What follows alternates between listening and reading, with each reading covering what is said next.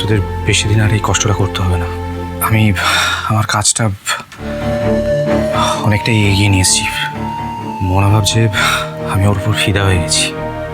In fact ও তো আমাকে একটু বিশ্বাসও করতে শুরু করেছে, আমার সাথে ডেটেও যেতে রাজি হয়েছে। সমিত, এই চান্সটা কিন্তু কাজে লাগাতেই হবে। I trust you. যেভাবে হোক মোহনার থেকে আকাশ আর অয়নার বিয়ের ভিডিওটা নিতেই হবে। এই তো আমাদের সেলিব্রিটি পর্ব, তোমরা তো এদের একেবারে ফেমাস করে দিলে। আর মাত্র কিছুক্ষণের অপেক্ষা, তারপরেই শুরু হবে ওদের বৌভাত। আরে দাঁড়াও, শুরু করবে, আগে নতুন মেয়ে আসুক। এখনো আসছে না কেন? ডাক ওকে। আরে ওরই না, আর ডাকতে হবে না, ওই তো চলে এসেছে। ওই তো নতুন দিয়ে এসে গেছে।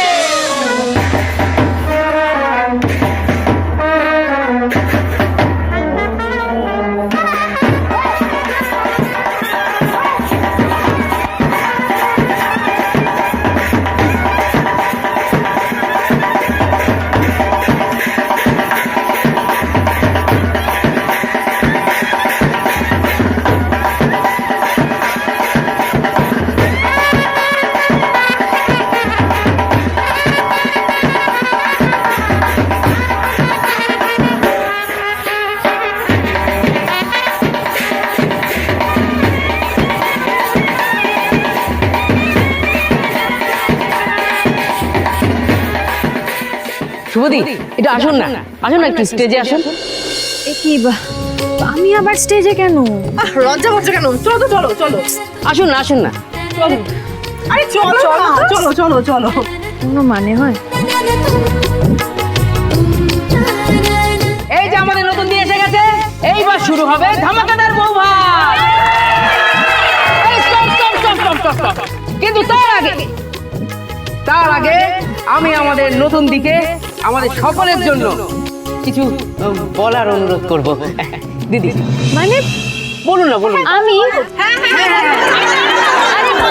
আরে আমি আবার কি বলবো? না না না, বলুন না, বলুন না, আমি কি মুশকিল, তোমরা সবাই আমায় এমন লজ্জায় ফেলে দাও না মাঝে মাঝে।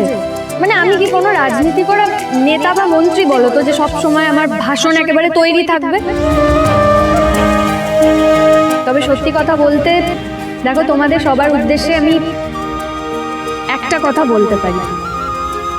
সেটা হচ্ছে যে তোমরা সবাই কদিনে আমাকে এত আপন করে নিয়েছো, এত সম্মান দিয়েছো, যে আমি তোমাদের সকলের কাছে চিরকৃতজ্ঞ। আর আমি তোমাদের কথা দিচ্ছি, যে সম্মান, যে ভালোবাসা তোমরা সবাই আমাকে দিয়েছো, আমি তার মান রাখবো। আমি তার মান যথাযথ রাখার চেষ্টা করব, কথা দিলাম। কেমন?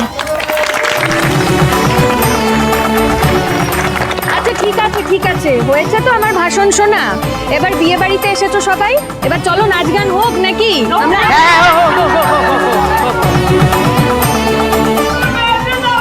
জিন্দাবাদ।